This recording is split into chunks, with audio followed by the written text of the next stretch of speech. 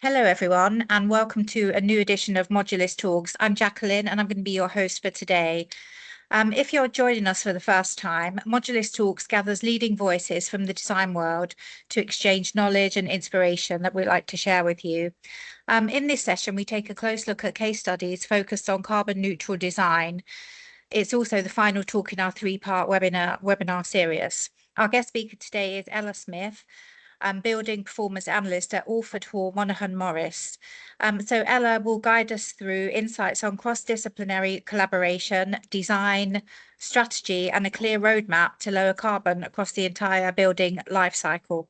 With that, welcome Ella, and I'm happy to hand over to you. Thanks, Jacqueline. Hi, everyone. Thanks for having me. Let me just get that slide. There we go. Okay, we're up. Okay. Yeah, hi. As Jacqueline said, I am Ella Smith. I'm a building performance analyst at AHMM Architects. And I'm going to talk to you about a piece of research called Fit Out Rip Out, which we published about a year and a half ago now, looking into the carbon impact of Cat A office fit outs.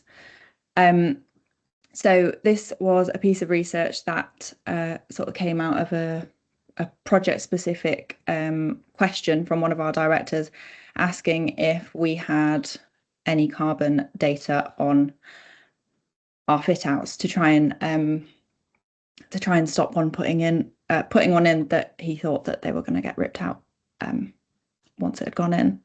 So yeah, we, as a general practice, we deliver a lot of commercial office spaces, typically to Cat A specification, which provides the basic services and sort of things in the space to offer a basic, like the basic requirements to occupy an office space, which then these elements are sort of added onto by the tenant-specific Cat B space design to create then a fully functional office space. So this is a picture of one of our Cat A spaces.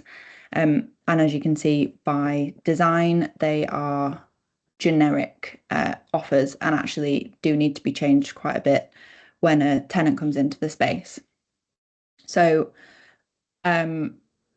this is one of many pictures, unfortunately, that we have after the practical completion of some of our projects, where the Cat A fit out that has just gone in is then ripped out to allow the tenant to come and fit their space out as they need. So the fact that we're seeing this across many of our projects shows us that it's a systematic problem in the way that we're designing, delivering, and engaging with our office spaces. And it also kind of highlights what we need to be thinking about as we're dealing with fit out over the whole life of a building.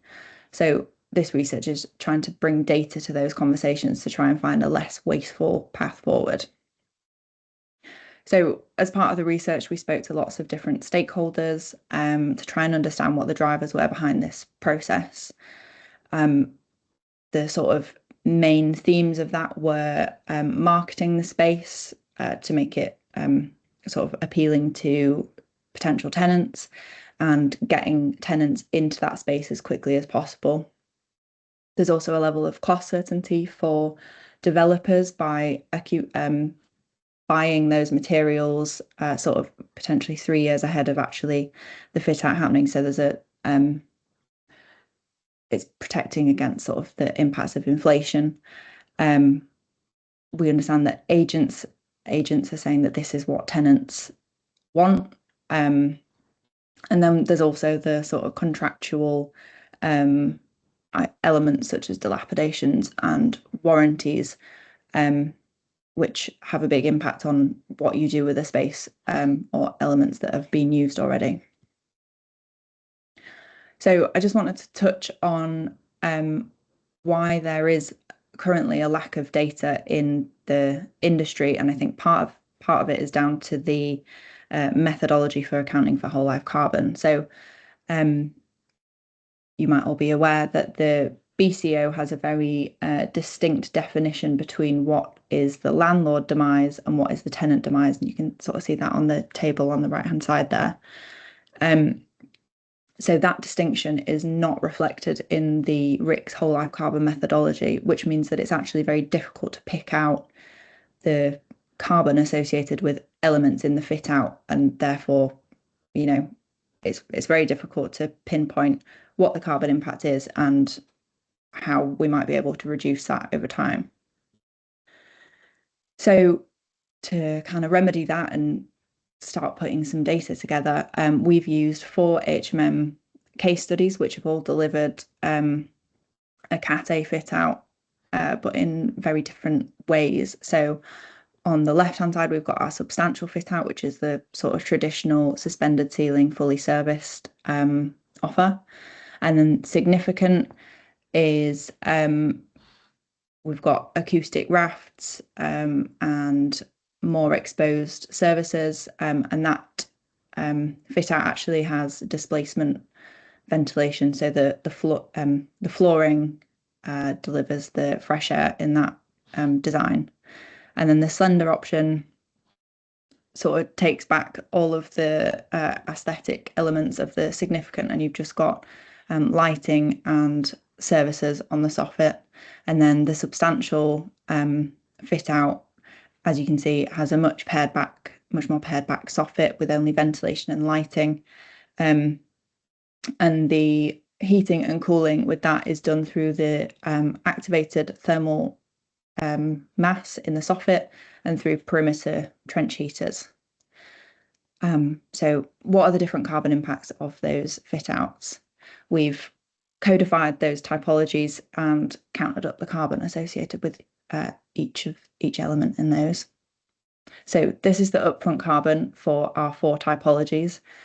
As you might expect, the subtle typology is our lowest carbon upfront carbon impact, but the significant, you might be surprised to see that actually the significant is the highest carbon impact. And that's actually down to the ventilation system that I mentioned. So the beige chunk in these charts is associated with the raised access flooring and the pedestals for those. And because of the different type of ventilation with ductwork underneath the floor, you need a much bigger build-up and hence a sort of chunkier carbon impact of that floor. And just to run through the other elements on that page, you've got the ventilation in orange, the lighting in yellow, fire systems are in red, ceilings are all in green, and then the heating and cooling elements are all in blue. So as important and helpful as it is to understand the upfront carbon impact of these fit outs, we know that these are actually speculative Cat A fit outs, and it's more important to think about what's going to happen when a tenant moves into those spaces. So what we've done is categorize all of the elements in those fit outs into either at risk of being ripped out when a tenant comes into the space. So that's essentially the things that are mounted on the soffit that will need to be removed and moved around to work for a new tenant layout, or are those elements baked in? So that's where you can see that the significant and the substantial options actually sort of flip, and the significant has much more carbon that's sort of baked into the base build. So the whole life carbon impact of that is going to be reduced. So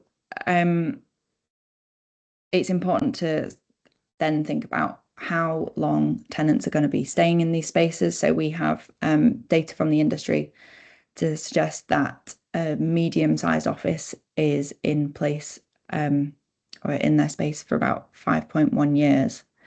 And I'm going to show you how that impacts the whole life carbon impact of a building. So we're going to look at the substantial fit out, which is the traditional suspended ceiling typology. So we're going to look at whole life carbon. We've got the building life along the bottom from practical completion on the left to a 60-year typical lifespan on the right. And then the vertical axis is looking at kilograms of carbon per metre squared. So you can see the fit out there, the speculative fit out is before practical completion, and that's split into at risk or baked in elements. And then if you follow that waterfall diagram, you get to 189 kilograms of carbon by following the RICS methodology, which assumes that all the elements within that fit out will be replaced at the end of their life cycle. But as we know, with a fit out, that is not the case. And actually, the tenancy patterns have a massive impact on how long elements will stay in a building. So we've got our typical 5-year tenancy. And then we also know that typically about 1 in 3 tenancies are renewed. So we're accounting for that. So some are in for 10 years, some are in for 5 years. And if we assume that wasteful fit out, rip out cycle with every tenancy, then you can see that the cumulative impact of those different tenants have a huge impact on the whole life carbon. So the reality of a fit out space is probably achieving more than double the carbon impact that our RICS methodology is telling us. And this is kind of, as well as being problematic in the sense of all this wastage and carbon emissions, most of this is actually going totally unaccounted for. So our RICS, our whole life carbon models, are telling us the 189 figure. And because each of those fit outs is the responsibility of a single tenant, the sort of cumulative impacts are not being reflected by anyone. And I just wanted to highlight that in relation to the RICS whole life carbon target. So 750 kilograms is the target for the whole building, which is already a pretty punchy target. Even if we think that we're hitting that, when we take into account this wasteful fit out, rip out cycle, we could be oversailing that by about 1/3 of that target. So it's a huge impact. So what can we do about it? One suggestion is that we go from fit outs that look like this, that are sort of carbon intensive, material intensive, inherently inflexible, to something like this, which is more lightweight and adaptable, and also encourages tenant fit out to be sort of lighter touch. And I'm going to show you how that might impact the whole life carbon. So we've got our subtle typology now with the speculative fit out before practical completion again, and you can see the RICS methodology. And if we assume the same wasteful tenancy patterns with that, you can see that the amount of elements that are at risk actually are far reduced, and that has the cumulative impact over the 60-year lifespan of a building massively reduces the carbon impact over time. So that's something for, architects and designers that are delivering office buildings that might not really be thinking about the fit out that might be happening in 30, 40 years. But actually the sort of approach that you take with the base build actually has a huge impact over time. So, as I said, one of our solutions to trying to reduce the wastage and the carbon impact of this is design lighter touch spaces that are flexible and will, last for a much longer period of time. We need to stop speculatively fitting out office buildings. I think that's a really easy win. We need to work out how to get fit out approach into our whole life carbon method assessments, so that we can understand the carbon impact and start to make moves to reduce that. And we also need to find circular solutions to dealing with materials and equipment that are already in a space, and find ways to reuse those as much as possible.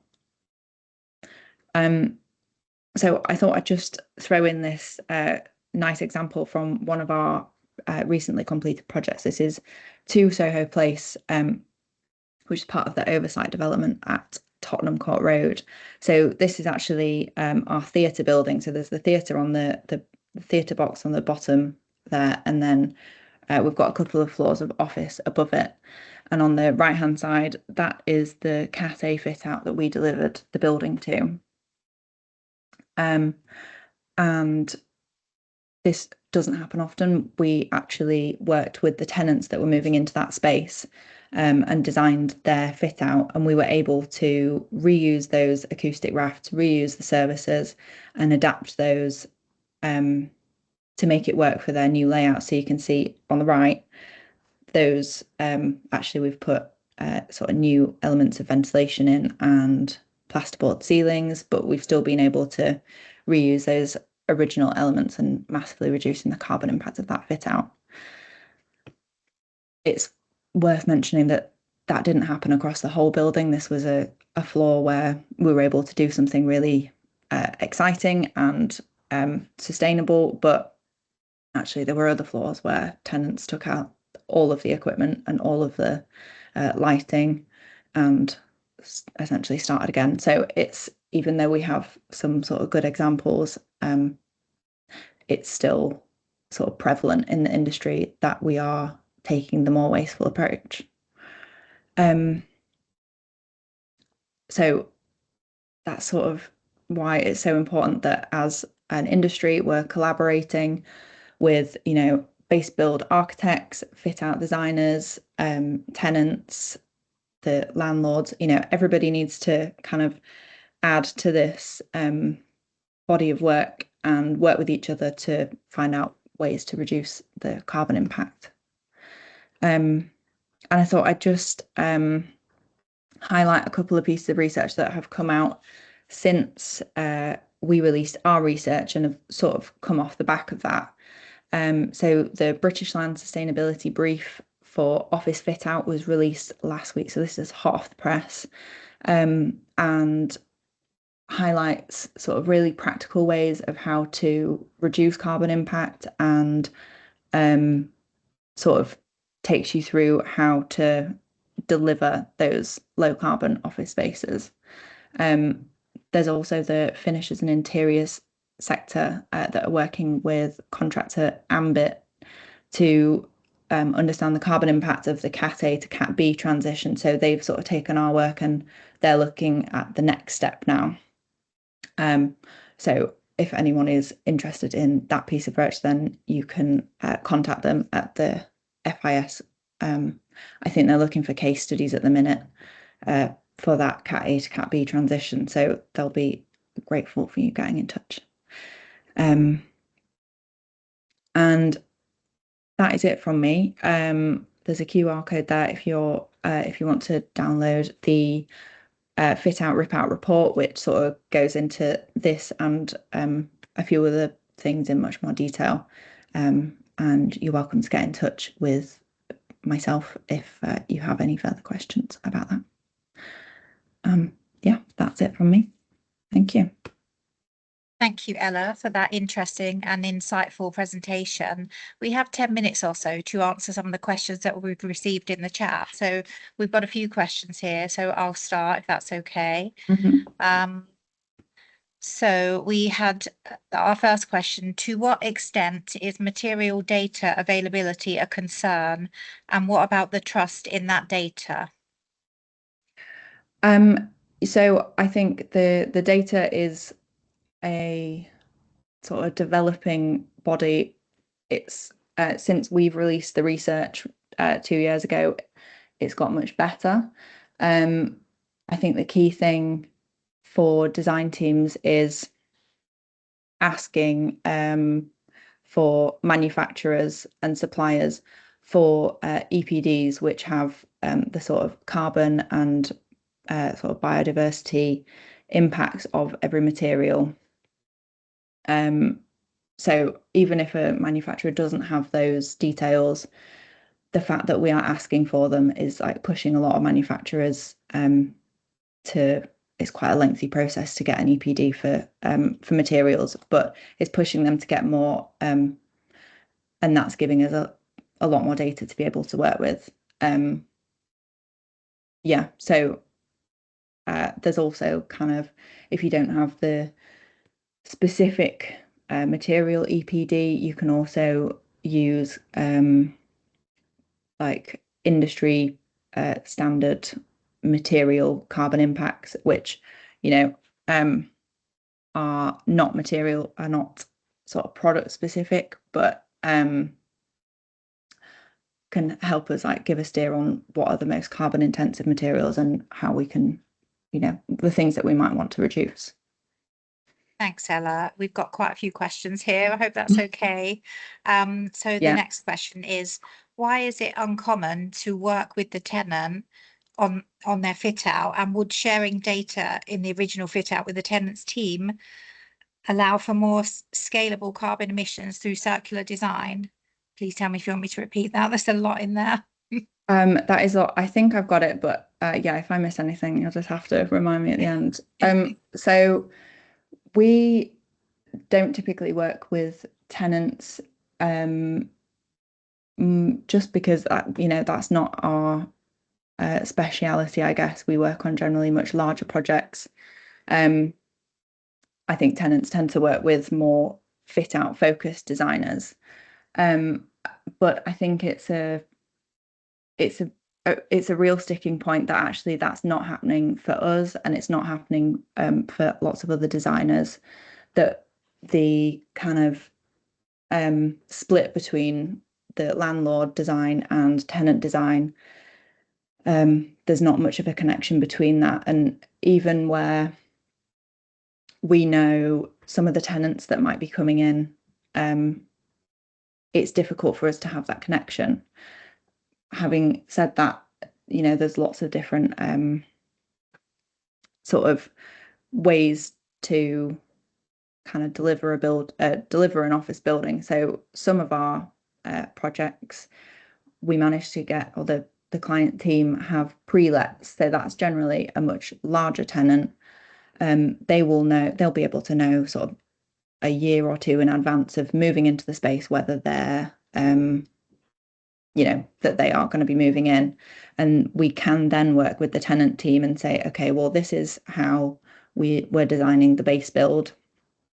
What do you need in your fit out to, you know, that's going to work for you? So we can either work with them to sort of, they will deliver the Cat A and Cat B for a designer will do that,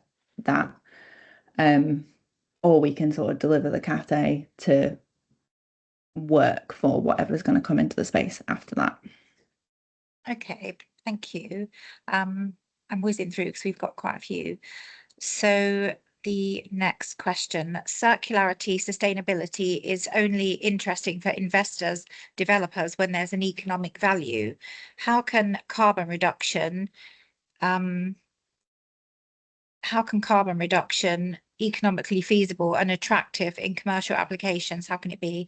And what business models are to be used? So it's another big one. Yeah. So there are, I know there are now investors that are specifically looking for carbon, you know, low carbon targets. But tenants are also looking for sort of certifications for their office spaces to satisfy their ESG targets. It's, you know, it's I think tricky. Not everyone is interested in this, but really what we need to get to is that what I'm sort of trying to highlight here is like we need to use less materials that are less energy intensive, and we need to keep them in place for longer and reuse what we can. And really, all those things are like should be saving us money. Yeah. At the minute, I think a lot of businesses are set up that that's not the case.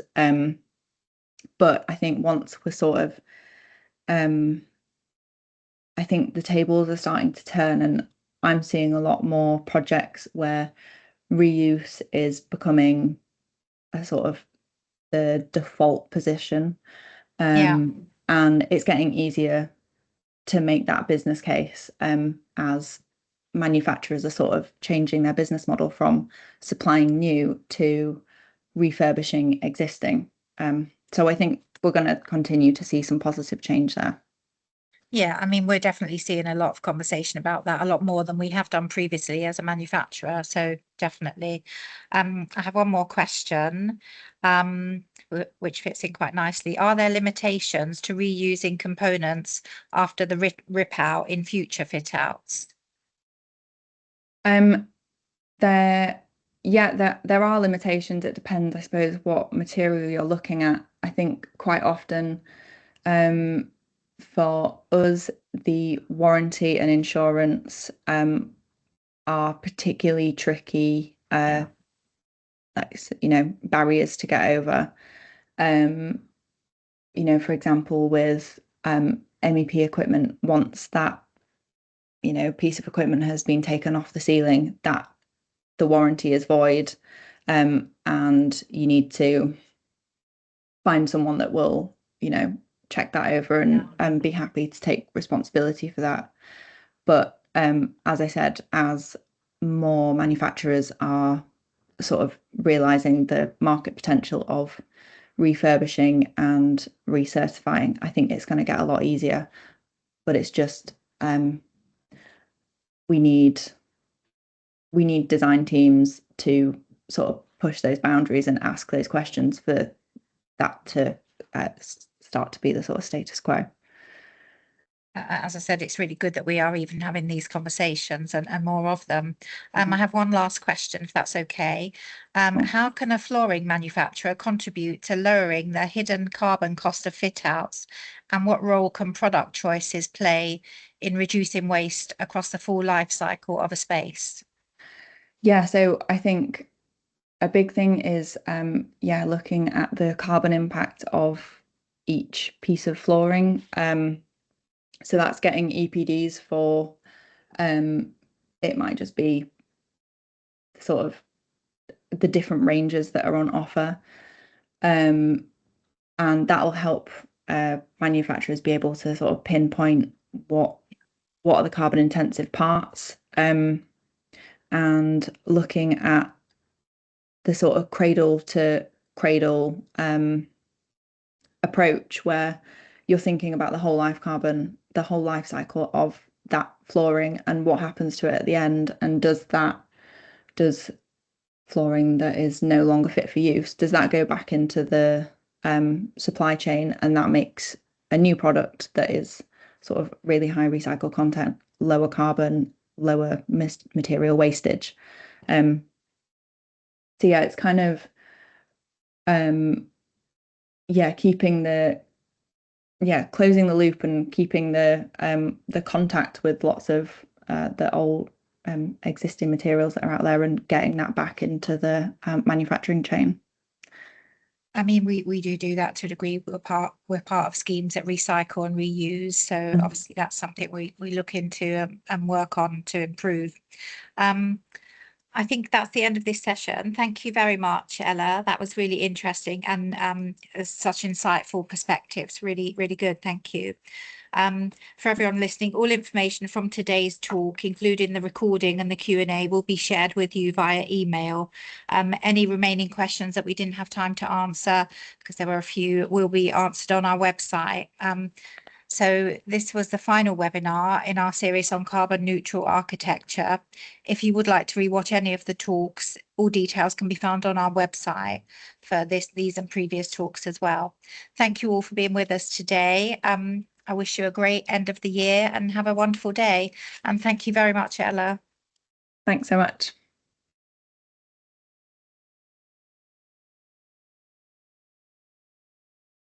We